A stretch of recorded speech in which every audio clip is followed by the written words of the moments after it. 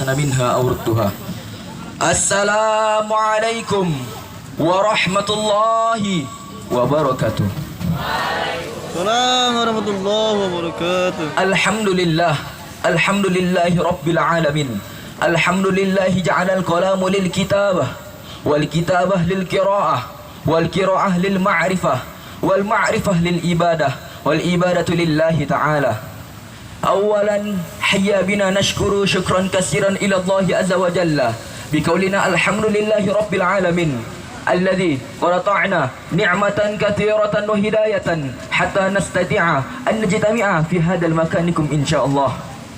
وثانيا صلاة وسلاما نرسل إلى حبيبنا المصطفى خاتم الأنبياء أسوة حسنة وإمام المؤمنين يعني نبي الله نبي محمد صلى الله عليه وسلم بقولنا اللهم صل على سيدنا محمد وعلى آل سيدنا محمد الذي قد حمل الناس من الظلمات إلى النور من الزمان جاهلية إلى الزمان إسلامية حتى نعرفت ما هو إيمان ما هو إسلام وما هو إحسان. Pertama dan yang paling utama, tak lupa kita bersyukur terhadap nikmat yang telah Allah berikan kepada kita. Karena berkat Allah lah kita dapat berkumpul di tempat ini dalam keadaan sehat walafiat dan masih dalam beragama Islam. Yang kedua, salawat bertagikan salam tak lupa kita hadiahkan kepada junjungan alam Nabi besar Nabi Muhammad sallallahu alaihi wasallam. Karena berkat perjuangan beliaulah kita bisa diangkat dari zaman jahiliyah menuju zaman yang terang benderang dengan lantaran ad-dinu Islam. Sehingga kalau perjuangan beliau dituliskan satu-satu di dalam buku sejarah ensiklopedia, maka tidak akan sanggup apalagi dimasukkan dalam status WA. Berdirinya kami di sini bukan ingin menjadi pemuda yang sok suci, tetapi kami hanya ingin memberi ilmu yang sedikit kami miliki.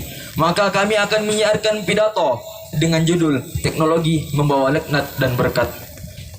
Sebagaimana yang kita ketahui, jikalau kita menggunakan teknologi dengan baik, maka kita akan mendapatkan manfaat-manfaat dan berkat di dalamnya.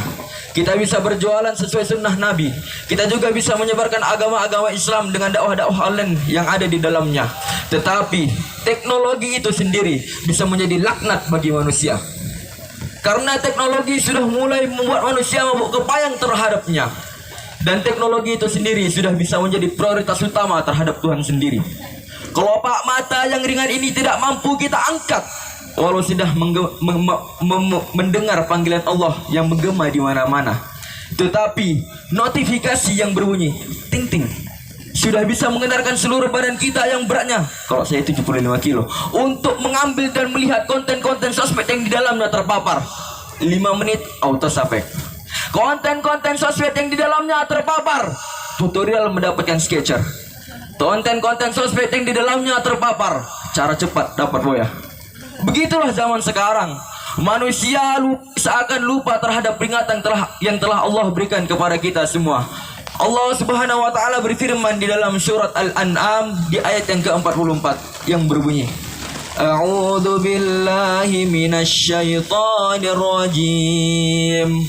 Falamma nasu ma dzukkiru bihi fatahna 'alaihim abwaaba kulli syai' حتى إذا فرحوا بما أوتوا أخذناهم بغتة فإذا هم مبلسون. Yang artinya ketika manusia lupa terhadap peringatan yang telah kami berikan, maka kami bukakan semua pintu-pintu kesenangan bagi mereka. Dan ketika mereka mulai senang terhadap pintu-pintu yang kami bukakan, maka kami akan siksa mereka secara tiba-tiba dan mereka terdiam berputus asa. Nauzubillahi min dzalik. Di firman ini Allah menjelaskan dan mempertegas bahwa kesenangan-kesenangan yang telah Allah bukakan, pintu-pintu kesenangan yang telah Allah bukakan, itu hanyalah awal dari kesengsaraan dan keputusasaan bagi manusia. Karena pada dasarnya manusia seakan tidak cukup dan tidak mensyukuri nikmat apa yang telah diberikan kepadanya. Na'udzubillahi min dzalik. Para hadirin yang berbahagia, jikalau kita teliti lebih dalam, maka bukan hanya penjual yang bisa curang terhadap pembeli, bahkan kita sebagai umat manusia di muka bumi juga bisa curang terhadap Tuhan kita sendiri. Allah Subhanahu wa taala berfirman di dalam surat Al-Mutaffifin, A'udzu billahi minasy syaithanir rajim. Bismillahirrahmanirrahim. Wailul lil mutaffifin alladzina idza iktalu 'alan nasi yastawfun wa idza kaluhum aw wazanuhum yukhsirun. Sadaqallahu alazim. Yang artinya celakalah bagi orang-orang yang curang, yang dimana ketika mereka menerima takaran dari orang lain, maka mereka minta dipenuhi. Tetapi jikalau mereka menimbang atau menakar orang lain, maka mereka mengurangi. Begitulah gambaran kita manusia terhadap curangnya Allah Subhanahu wa ta'ala.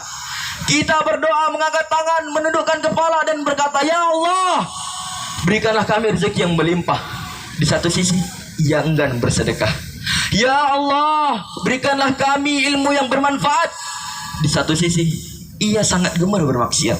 Ya Allah, berikanlah kami keluarga yang sejahtera. Tetapi ia sangat gemar melakukan perbuatan-perbuatan tercela.